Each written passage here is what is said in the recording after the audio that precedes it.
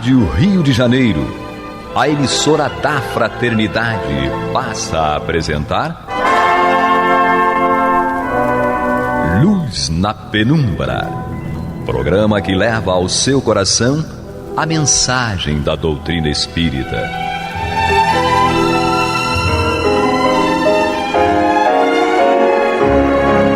E com vocês, Henrique Parente, para o estudo de obras póstumas. Querido amigo ouvinte, que a paz de Deus possa assim nos envolver, nos trazer também sempre muita alegria. E como é bom estar aqui diante dos microfones da Rádio Rio de Janeiro e através desse trabalho de reflexão das obras doutrinárias, ajudar a formar e reformar muitas vezes mesmo os nossos conceitos a respeito de muitas e muitas coisas. É importante a gente reconhecer pessoas, e falo no caso de Allan Kardec, né? Através de pessoas como ele, uma superioridade no campo intelectual e também moral quando analisamos a vida deste homem. E a partir dessa nossa proximidade, por conta da nossa própria busca, a gente prestar atenção na maneira, nos conceitos, nos estudos realizados por estes homens, e isso ajuda a gente realmente, como disse ainda há pouco, a reformar os nossos conceitos. E essa reforma, ela ajuda a gente a penetrar mais, a compreender melhor e mais profundamente a respeito de todos esses caninhos da vida, né? Digo assim no sentido de que são muitos detalhes em que a gente vai passando pela vida e não conseguindo prestar atenção muitas vezes de forma assim melhor em tantas e tantas coisas, porque a vida é cheia, né, de detalhes, de coisas. A gente está na existência e a existência ela requer de nós muitas atividades, muitas necessidades que sentimos. E aí, mais uma vez, a gente recorre ao querido codificador do Espiritismo, quando ele diz, ou melhor, disse, né, mas é bem válido para hoje, por muito tempo ainda, de que o homem cria para si necessidades artificiais. Mas tudo bem, é só um senso crítico, uma análise crítica a respeito do comportamento geral das pessoas. Mas individualmente, a gente sabe que a gente não compreende muito bem, profundamente, muitas e muitas coisas, e acaba escolhendo um caminho, nem sempre é o melhor, muitas vezes. Mas aí temos a oportunidade de redescobrir, né, modificar as nossas escolhas e recomeçar, retomar, dar continuidade e assim por diante. Esse é o nosso papel de espíritos em evolução. A gente ainda carrega nos ombros, muitas vezes, aquela sensação de que é um erro cometido, isso é para sempre, aquelas crenças de um inferno eterno, um inferno sem remissão, quando não é isso que Jesus ensina para a gente. A começar por aí. Eu falava aqui, exaltava a pessoa de Allan Kardec, mas a pessoa de Allan Kardec exalta é o Cristo. Então, quando a gente observa o que Kardec fez, falou, escreveu, toda referência é em torno da doutrina ensinada pelo Cristo. O Espiritismo e o Cristianismo são a mesma coisa. Já diz um espírito que o Espiritismo é o cristianismo da Idade Moderna. Então, por que da Idade Moderna, né? Não estou querendo dizer aqui que as outras formas de cristianismo estão completamente erradas, que as pessoas não deveriam seguir, nada disso. Mas cada época tem as suas funções e as suas possibilidades. Em geral, e aí sim estabelecendo um senso crítico, todas as outras formas de cristianismo que existem, as tradicionais, elas estão ainda um tanto fechadas. A doutrina espírita mesmo já disse certa vez, isso está lá no Evangelho segundo o Espiritismo, logo no capítulo 1, onde é dito ali que o problema da igreja não é com o espiritismo, o problema da igreja é com o progresso. Porque, em geral, as religiões de base cristã, tradicionais, elas estão meio fechadas doutrinariamente. Não abrem, não percebem que o mundo está em movimento. ele está em modificação, está em descoberta, a ciência descobrindo coisas, tecnologias surgindo, e você precisa caminhar junto com isso, e não simplesmente virar as costas. Daí um dos textos que tem lá no Evangelho segundo o Espiritismo, nesse capítulo 1, é a ciência e a religião, onde em realidade uma não precisa estar de costas para a outra, é preciso olhar uma para a outra e trabalhar juntas. E isso não quer dizer que você vai perder o conteúdo, vai perder a doutrina do Cristo, a essência da doutrina do Cristo. Claro que não, isso não é perdido mesmo, porque as palavras ali trazidas pelo Mestre são palavras de vida eterna, como alguns espíritos também dizem, porque elas correspondem à verdade. E aquilo que é verdadeiro, ele é verdadeiro hoje, ele foi verdadeiro ontem e ele será verdadeiro amanhã, porque corresponde exatamente a esse título, verdade. Uma verdade é aquilo que não se discute, mas a gente precisa chegar até essa verdade, e não simplesmente porque alguém disse. A gente sabe que Jesus nunca escreveu nada. Tudo que foi escrito foi a partir da experiência dos discípulos com ele e das experiências dos discípulos e assim por diante. Na Bíblia a gente tem lá, no Novo Testamento, é o Evangelho segundo João, o Evangelho segundo Marcos, segundo Lucas, segundo Mateus. Esse é o Evangelho clássico, aceito por todos, não falando aqui dos apócrifos, que existem muitos por aí. Mas desses 4 evangelistas principais da tradição cristã. Então a gente está, pelo próprio título a gente já vê o Evangelho segundo Mateus. Isso quer dizer que não foi Mateus quem escreveu aquele texto que está ali. Aquele que está ali, não. Mas foi a partir do que Mateus fez lá atrás que esse conteúdo chegou até nós. Então, quando a gente fala assim, o Evangelho de Mateus, não é da pessoa de Mateus, não. Então, muitas pessoas nem sabem disso. É só a gente acompanhar os estudos históricos, os teólogos, os bons teólogos de sempre, eles vão deixar isso bem claro para nós. Então, partindo dessas questões aí reflexivas, é que há necessidade da gente recorrer a pessoas onde a gente entende serem superiores a nós em muitas coisas e observar e aprender com elas, para que a gente possa transformar a nossa vida, que acho que isso aí é um interesse pessoal. E eu acho que é isso que Deus quer que a gente faça. Quer que a gente realmente modifique o nosso ambiente, mas de uma maneira saudável. Tanto o ambiente coletivo quanto o ambiente pessoal, né, da nossa casa, da convivência das pessoas, na nossa intimidade, no nosso trabalho, e aí vai expandindo, né, para a coletividade, uma mudança significativa para todos, mas atendendo às necessidades e respeitando as diferenças que existem entre todas as pessoas e todas as culturas e todas as crenças. Para isso que nós estamos aqui.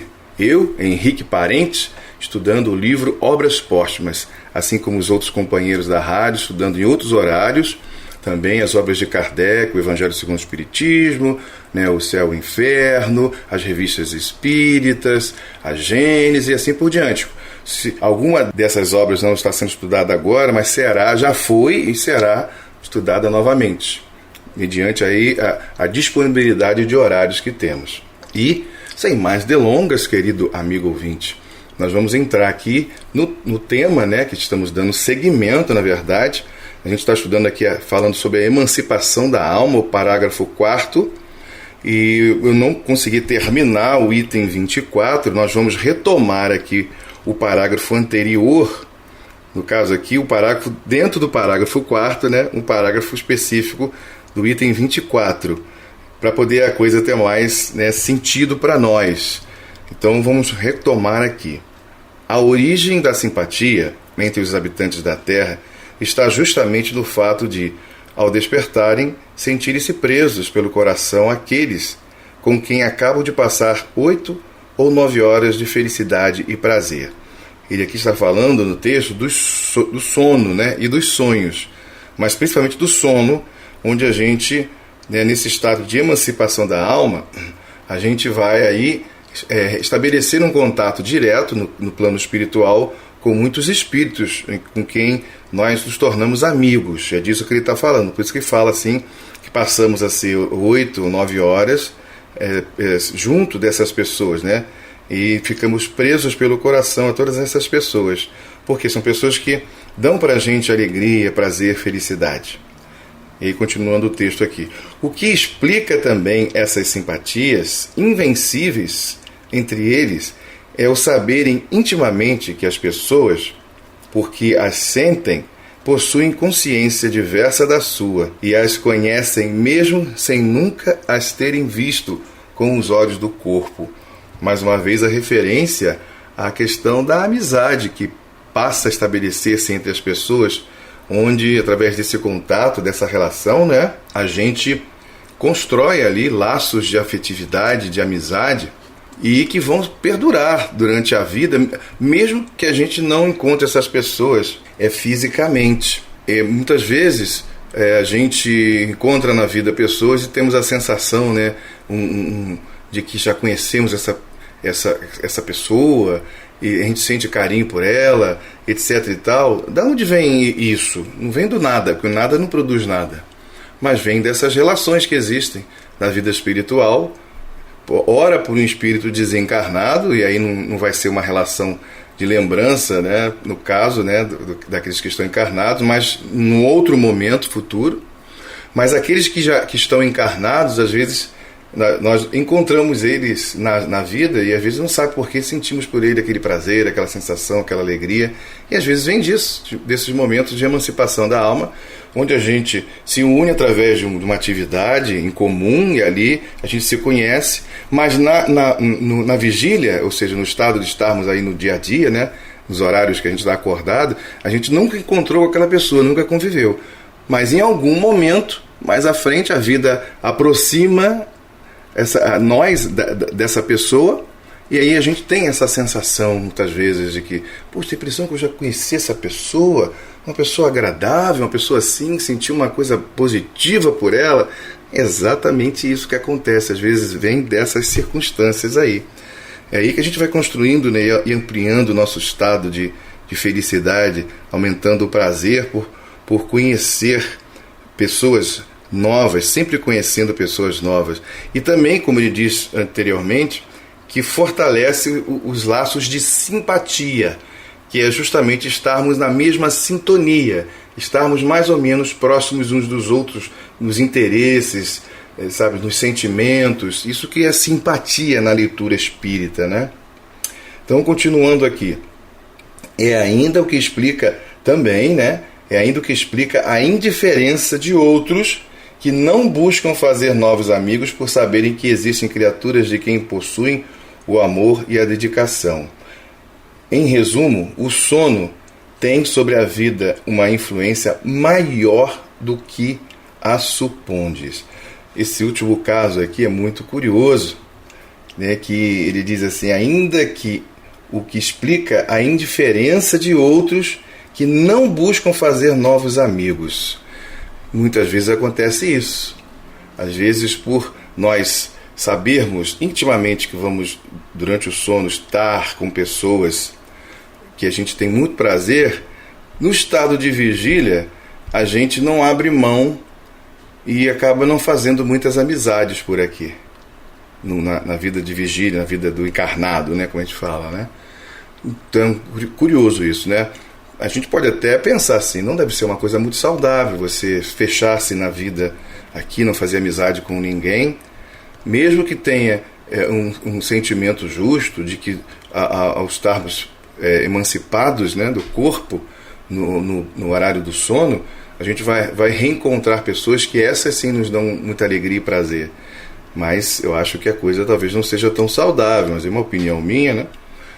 Por conta da importância de estarmos em contato uns com os outros e, por que não, sempre construirmos laços de amizade? Por que não? O que há de mal nisso? É uma pergunta que a gente deixa no ar aí, né? E agora, né, dando sequência, entrando no ponto de hoje mais especificamente. O sono faculta aos espíritos encarnados o meio de estarem sempre em comunicação com o mundo espiritual. E é o que leva os espíritos superiores a consentir, sem grande repulsa, em se encarnarem entre vós. Olha que coisa interessante, né? Então, o sono, ele dá pra gente muitas coisas, muito mais do que a gente possa realmente imaginar.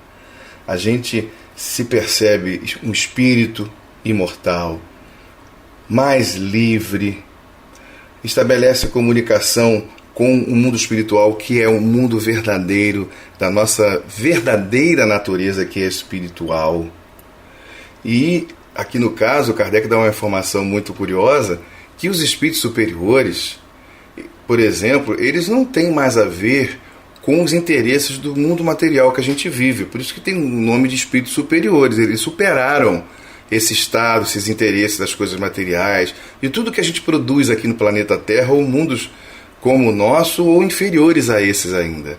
Os interesses deles são outros, em relação às coisas, mas eles se interessam por nós, porque eles querem que nós todos alcancemos o estado onde eles se encontram, até todos nós alcançarmos o estado de identificação plena, completa com o nosso Criador. É o estado de perfeição relativa aos seres criados, como nos ensina o livro A Gênese, de Allan Kardec. Então, querido amigo ouvinte, diz aqui nesse texto que acabamos de ler que os espíritos superiores se agradam muito de reencarnarem aqui para nos auxiliar, também por conta dessa janela importante, que é o contato constante através do sono com o mundo que eles vivem e com as pessoas que eles têm uma relação de maior simpatia, ou seja, esse estado de identificação com outros espíritos semelhantes e que gera para eles muito prazer, muita alegria. Isso faz com que eles ganhem força, porque eles também não são perfeitos, são chamados espíritos superiores, mas não são perfeitos ainda. E nada como estar próximo de coisas que nos fazem bem, tanto de pessoas como de situações, lugares. Aqui na Terra a gente procura isso, estar junto daqueles que temos sintonia. Então, se gostamos muito de música boa, música que nos faz pensar, nos torna alegres, a gente vai buscar pessoas e ouvir músicas assim, a frequentar alguns shows que trazem grande prazer, ou teatro com outras questões, peças teatrais, ou muita leitura, e tantas outras coisas que a gente faz, né, que mesmo no mundo material que a gente vive, que eleva a nossa alma, né, amplia a nossa capacidade e nos dá grande prazer, de uma forma muito saudável. É assim que a gente faz. Que dirá os espíritos superiores. A gente tem essa necessidade também. Então aqui uma informação muito curiosa e importante que Kardec traz para a gente nesse sentido, né? Então, continuando aqui. Deus quis que durante o seu contato com o vício pudessem ir retemperar-se na fonte do bem, a fim de que aqueles que vêm instruir os outros não sucumbam também. Eu não tinha lido, e aqui eu já até li esse texto antes, mas não me recordava de forma tão objetiva exatamente o que eu acabei de comentar, só que com palavras bem melhores do que as minhas, né? O sono é a porta que Deus lhes abriu para se comunicarem com os amigos do céu. É o recreio depois do trabalho, enquanto esperam a grande libertação final, que deve restituí-los ao seu verdadeiro ambiente. Então, para eles, é uma grande graça, uma grande oportunidade, e uma grande forma de fortalecerem-se novamente e de não se perderem, porque eles podem também se perder. Quando a gente se mistura num meio onde há uma influência grande negativa, a gente corre esse risco, todos nós corremos. Quem não corre mais são os espíritos eminentemente superiores e os puros. Esses não sofrem influência nenhuma da matéria. É só a gente ler lá o Livro dos Espíritos, nas questões 113, e ali quando fala dos espíritos puros, é dito lá que eles não recebem influência nenhuma da matéria, nenhuma, em absoluto. São eles que influenciam, só que no caso eles influenciam para o bem. Então nada que o mundo inferior faça atinge esses espíritos em estado de pureza. Nada, literalmente nada. O sonho é a recordação do que o vosso espírito viu durante o sono. E aqui ele vai adentrando no assunto do sonho, que é algo que que desperta a curiosidade de muitas e muitas pessoas. Então, o sono é a recordação do que o vosso espírito viu durante o sono. Mas notai que nem sempre vos lembrais do que vistes, ou de quanto vistes. Essa recordação não está na vossa alma em todo o seu desenvolvimento. Muitas vezes é apenas a lembrança da perturbação que experimenta a partida ou a volta, a qual se junta a lembrança do que haveis feito ou do que vos preocupa no estado de vigília. Então vamos voltar aqui para a gente não perder nada, já que é um assunto que interessa a muitos, né? Então a leitura que o Espiritismo nos dá a respeito disso é muito curiosa. Essa recordação não está na vossa alma em todo o seu desenvolvimento. Muitas vezes é apenas a lembrança da perturbação que experimenta a partida ou a volta, ou seja, quando a gente sai do corpo e quando a gente volta para ele. A lembrança da perturbação que experimenta a partida ou a volta é exatamente isso, a qual se junta também a lembrança do que haveis feito. Então, uma mistura de circunstâncias. Então, às vezes, são pontas que se unem, que têm caminhos muitas vezes distintos, e aí dá aquela confusão toda. Ou do que vos preocupa no estado de vigília. Ou seja, aí a gente mistura ainda as nossas preocupações, os problemas que a gente está atravessando, tudo que a gente tem que fazer, as contas a pagar, etc e tal, ou os estudos que a gente precisa realizar de escola, de faculdade, e tudo mais, os problemas de família e assim por diante, de política, tudo isso tá junto, se mistura e aí fica aquela confusão que a gente não sabe explicar direito o que é o sonho, né? E fica um monte de gente dando as suas explicações. Então todos estão buscando de alguma maneira auxiliar-nos neste sentido. Mas aí aqui o Espiritismo está dando também a sua demão para que a gente, a partir de tudo que a gente constrói de conhecimento, possa utilizar aí para entender, né, essa questão. Mas o que a gente chega à conclusão que é a experiência do Espírito. Então, é o Espírito que está tendo essa experiência através, né, desse desprendimento, dessa emancipação da alma. Ou seja, da emancipação de si próprio, né? Seja a alma ou o espírito, que no conceito espírita a alma é o espírito encarnado, né? E isso é muito curioso, né? Porque faz com que a gente entre em determinados caminhos para entender por que muitas vezes a gente não consegue estabelecer uma certa coerência, né, a respeito dos sonhos.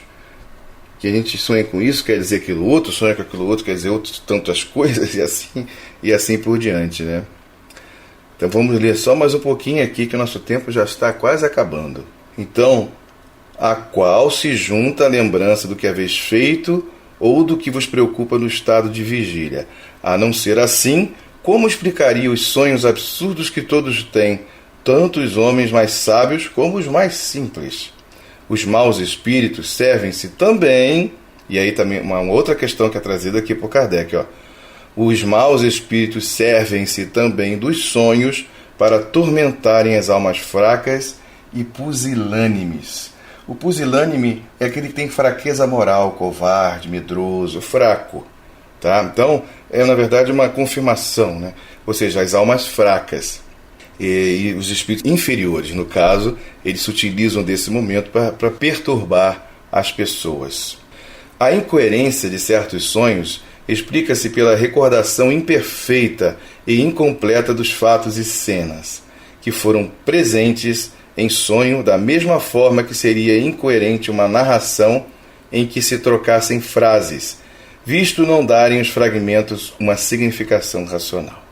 De mais a mais, dentro de pouco tempo, vereis desenvolver-se outra espécie de sonhos, que é tão antiga como a que conheceis, e vos era desconhecida, o sono de Joana d'Arc, o de Jacó, os profetas judeus e de alguns adivinhos indianos, são lembrança do que a alma vê inteiramente desprendida do corpo, a lembrança dessa segunda vida de que vos temos falado, como está lá no Livro dos Espíritos, capítulo 8, item 402.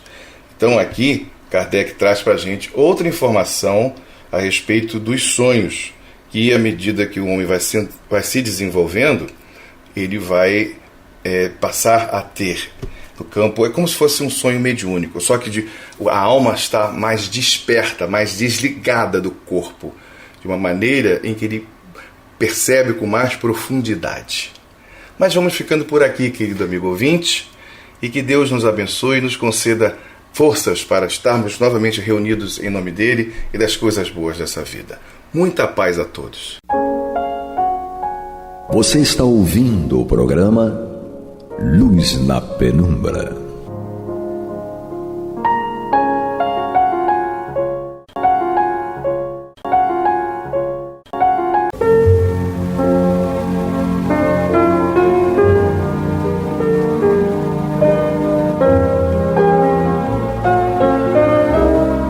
A Rádio Rio de Janeiro está levando ao seu lar e ao seu coração a mensagem consoladora da doutrina espírita, através do programa Luz na Penumbra.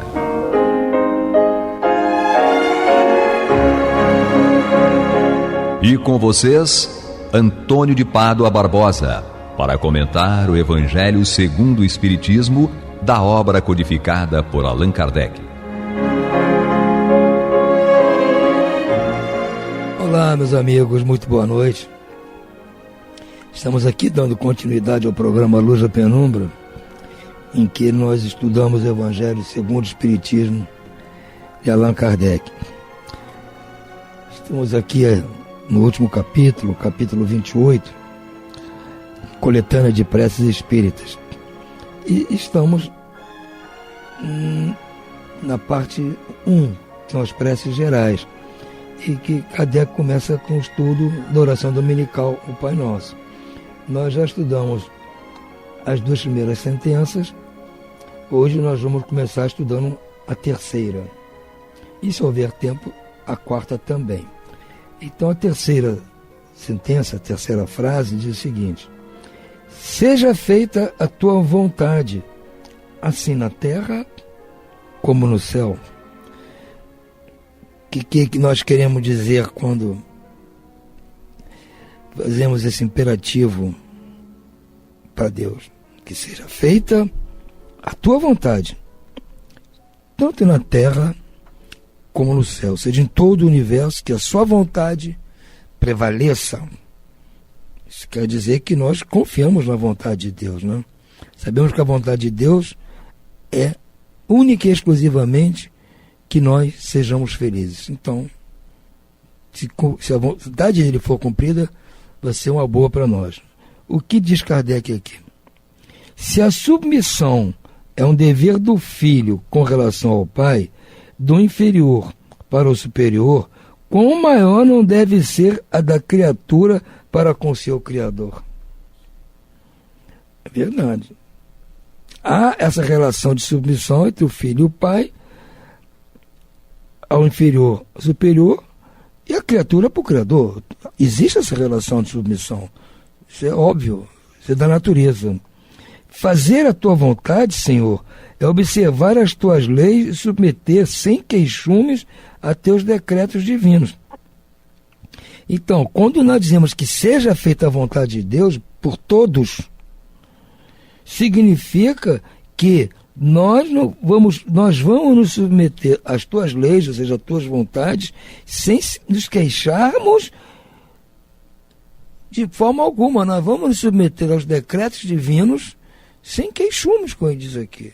Porque sabemos que é o melhor para nós, mesmo que aparentemente não seja, mas com certeza é o melhor para nós.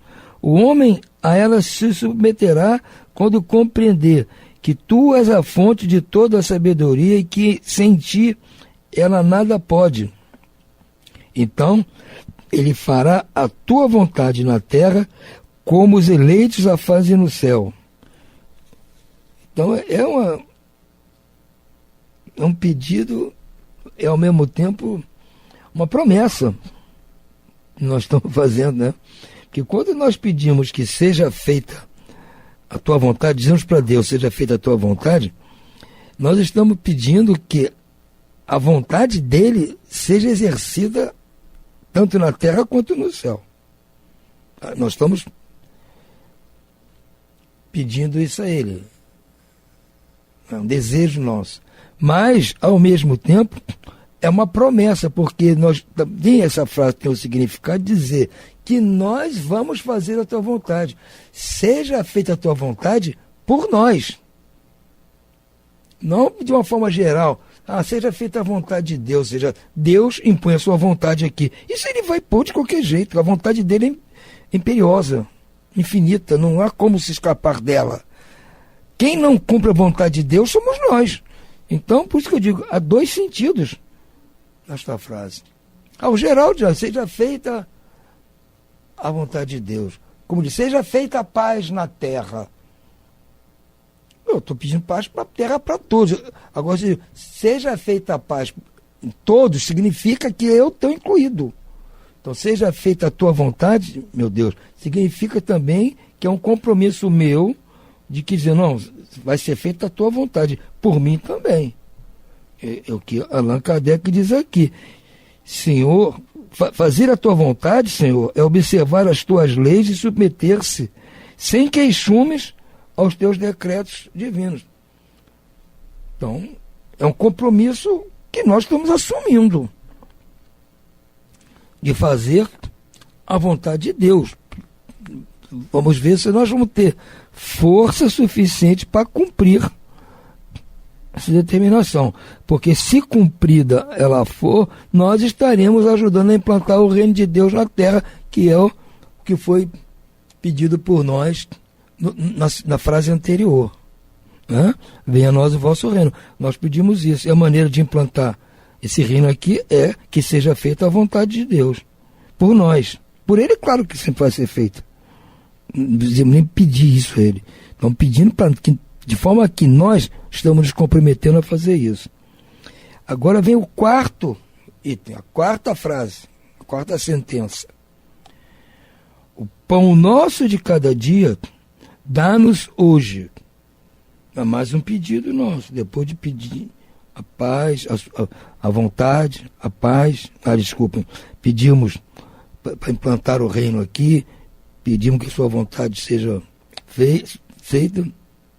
Agora nós estamos pedindo especificamente para nós, mais diretamente, o pão nosso de cada dia.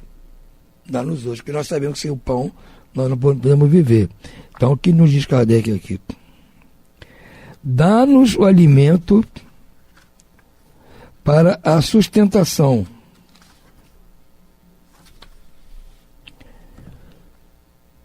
das forças do corpo. Dá-nos também o alimento espiritual para o desenvolvimento de nosso espírito. Então, são dois alimentos que nós estamos pedindo. O alimento material para as forças do corpo e o alimento espiritual para o desenvolvimento do nosso espírito. O animal encontra a sua pastagem. O homem, porém, deve o sustento à própria atividade e aos recursos da sua inteligência, porque o criaste livre. Então está dizendo, o alimento,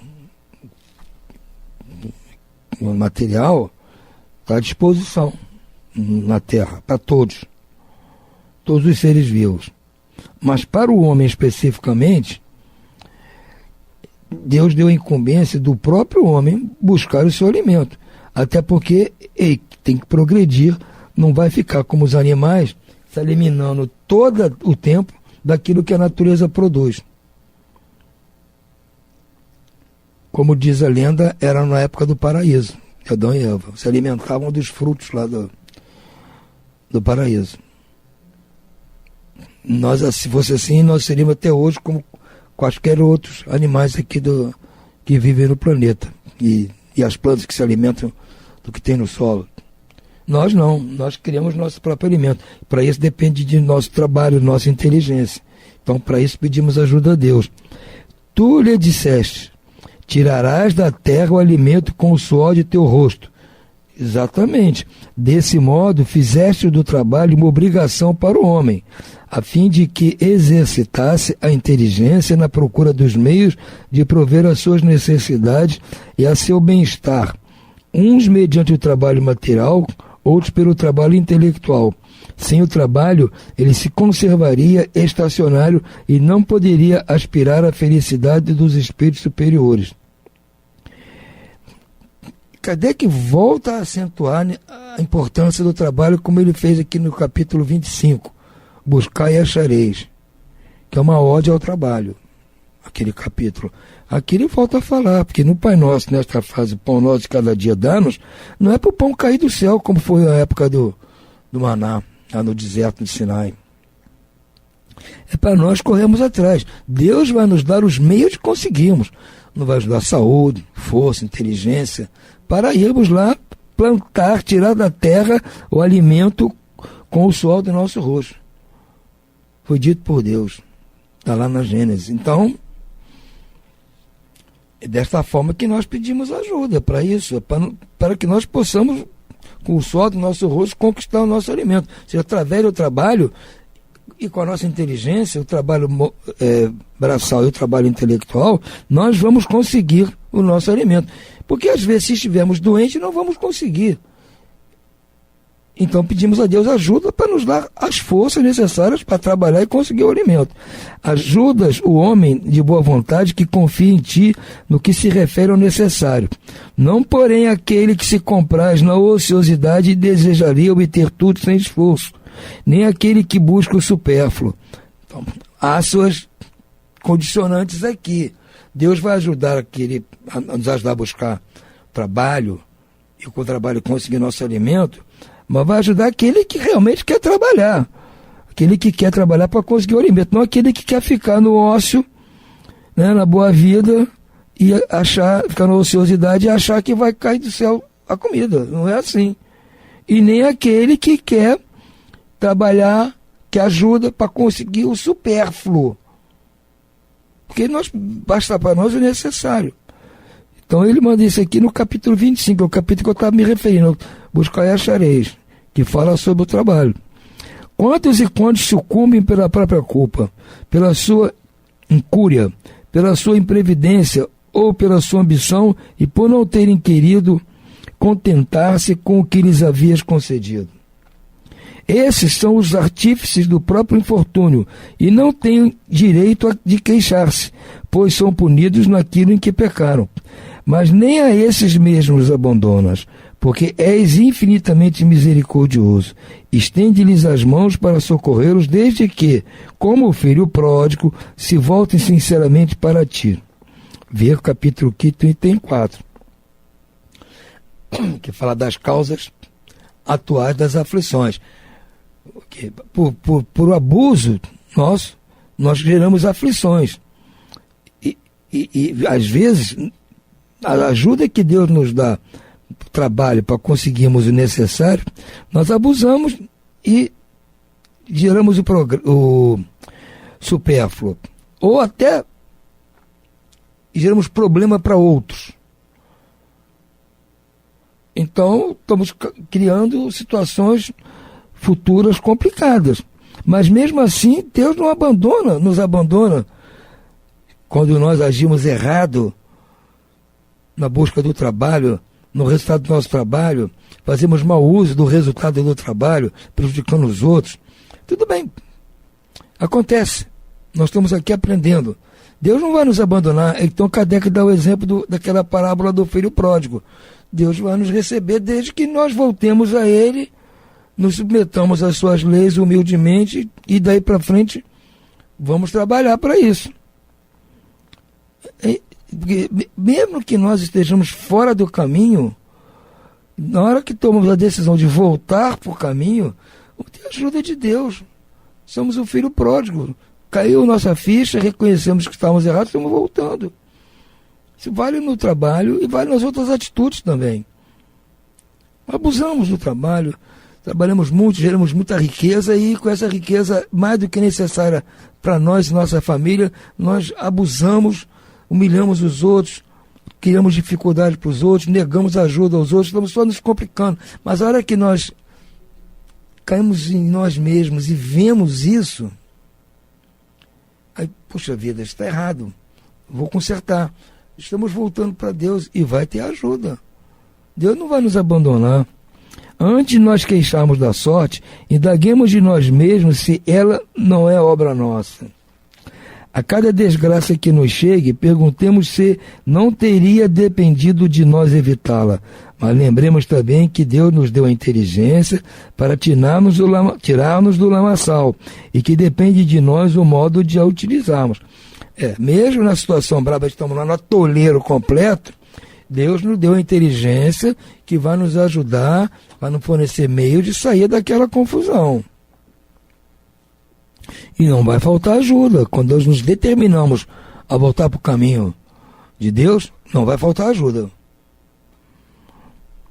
Considerando-se que o homem se acha submetido à lei do trabalho na terra, dá-nos coragem e força para cumpri-lo. Dá-nos também a prudência, a previdência, a moderação, a fim de não perdermos seus frutos. É isso aí. Nós precisamos de ter prudência, previdência e moderação. Eu já ouvi isso hoje aqui, algo semelhante, de um companheiro aqui nosso, a fim de não perdermos os frutos. Dá-nos sim, Senhor, o pão bom de cada dia, isto é, os meios de adquirirmos pelo trabalho as coisas necessárias à vida, pois ninguém tem o direito de reclamar o supérfluo. Quer dizer, nós não podemos ficar pedindo, reclamando que não temos o supérfluo. Não tem sentido. Nós, se não tivermos o necessário, podemos dizer, não devemos reclamar, porque a responsabilidade foi nossa, mas na hora do sufoco a gente pode até reclamar, pedir ajuda a Deus para sair daquela falta do necessário. Mas não podemos reclamar porque não temos o supérfluo. Aí não vai ter ajuda para isso. Vai ficar por nossa própria conta. Se não nos é possível trabalhar, confiamos-nos à tua divina providência. Então é isso aí. Se nós não conseguimos, não temos força para trabalhar por qualquer contingência da vida, nós confiamos na providência divina para nos ajudar. Vamos fazer todo o possível. Deus não vai nos abandonar. Vai nos enviar um anjo, como enviou a Tobias, que Kardec volta e meia se refere aqui, para ajudar. Porque vendo que nós não estamos trabalhando, porque não é porque não queremos, é porque não podemos. Então, temos que ter confiança na providência divina. Se está nos teus desígnios experimentarmos pelas mais duras privações, apesar de nossos esforços, aceitemo-las como justa expiação das faltas que temos cometido nesta vida ou noutra anterior, pois sois justos. Então, se nesta vida não estamos conseguindo os meios para atender às nossas necessidades, as coisas não estão dando certo, nós temos que confiar em que isso faz parte da justiça divina. Em algum momento nesta vida ou em outra, nós praticamos algum abuso que está resultando agora nessas consequências, nessa expiação. Então vamos confiar em Deus e na justiça de Deus, porque um dia essa situação vai terminar. Sabemos que não apenas imerecidas e jamais castigas sem motivo. Então, se estamos passando por esta pena, não é sem motivo. Temos que ter essa confiança na justiça de Deus. Aí voltamos ao capítulo 5 aqui deste mesmo livro, que fala da justiça de Deus. Bem-aventurados os aflitos. Tem lá, se não me engano, é o item 3, fala da justiça divina. Temos que ter confiança na justiça divina. Preserva-nos, ó meu Deus, de invejar os que possuem o que não temos, nem mesmo dos que dispõem do supérfluo, quando não temos sequer o necessário. Perdoa-lhes se esquecem a lei da caridade e de amor ao próximo, que lhe ensinaste. Afasta igualmente do nosso espírito a ideia de negar a tua justiça ao notarmos a prosperidade do mal e a desgraça que por vezes cai sobre o homem de bem. Sabemos agora, graças às novas luzes que houveste por bem conceder-nos, que a tua justiça se cumpre sempre e ninguém a exclui. Que a prosperidade material do mal é efêmera como a sua existência corpórea, e que terá reversos terríveis, ao passo que a alegria reservada àquele que sofre com resignação será eterna. Muitas vezes nós nos queixamos de que vemos uma pessoa que não tem um comportamento adequado, está prosperando, materialmente falando, tem muito mais que o supérfluo, e o outro que cumpre, dentro do possível, as leis de Deus, ele não consegue ter até o necessário. Mas nós não podemos ficar com inveja do supérfluo do outro. nem amaldiçoá-lo, nem rogar-lhe nada de errado. Ele que depois, se ele está agindo mal, se ele tem o supérfluo e não atende a caridade, não ajuda o próximo, ele tem lá os motivos dele, que se forem justos, Deus vai ver. E se não forem justos, ele vai arcar com as consequências da própria lei divina. Essa mesma lei que está nos causando hoje dificuldade, porque nós abusamos no passado, possivelmente fomos igual a este que está aí, fizemos igual e agora estamos colhendo esses frutos. Nós estamos também, como está lá no capítulo 5, bem-aventurados os aflitos. Somos bem-aventurados por quê? Estamos na aflição e somos bem-aventurados. Porque na aflição nós estamos extinguindo o nosso processo. Estamos pagando a nossa conta. Então estamos bem-aventurados por isso. Os que não são bem-aventurados são aqueles que estão plantando agora coisas para o futuro. Esse que está abusando da riqueza do supérfluo. Ele está causando problema para si no futuro. Então ele não é bem-aventurado. Nós já somos. Essa contingência não muito boa, para nós é uma aventura. É uma aventura. Porque nós estamos fechando um processo, pagando uma conta, pagando a prestação final daquela dívida que temos com o sistema financeiro da habitação. Pagar em 30 anos o apartamento. Então, foi um sacrifício, uma luta, uma aflição, mas estão pagando a última.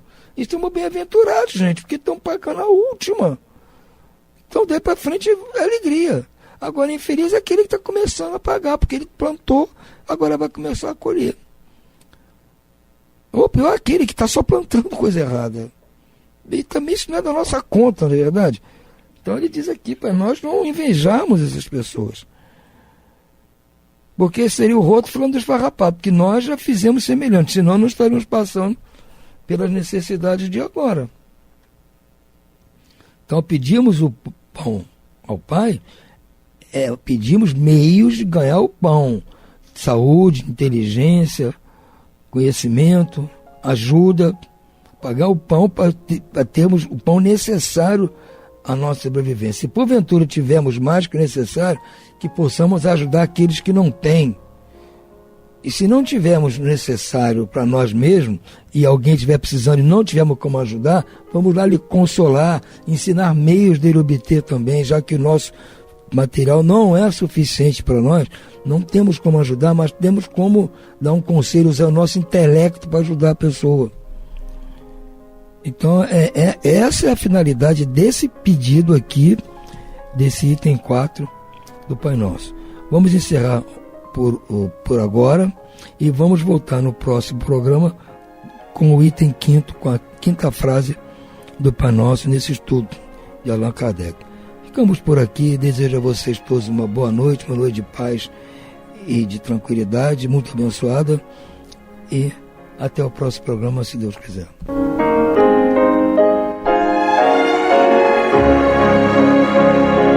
E vamos ouvir agora a prece de encerramento de nosso programa, na voz de Geraldo de Aquino. Jesus, dá-nos coragem para a luta, piedade para os insultos e misericórdia para as injustiças e ingratidões. Limpa nossa alma de inveja e ambições mesquinhas, de ódio e de vingança o nosso caminho. E que dentro em pouco, ao recolher-nos de novo ao calor do nosso leito, para que o sono nos dê a paz e o esquecimento das tristezas humanas, possamos sentir, Senhor, no mais íntimo de nosso ser, a doçura indefinível do Teu amor e a grandeza incomparável da Tua divina presença. Que assim seja.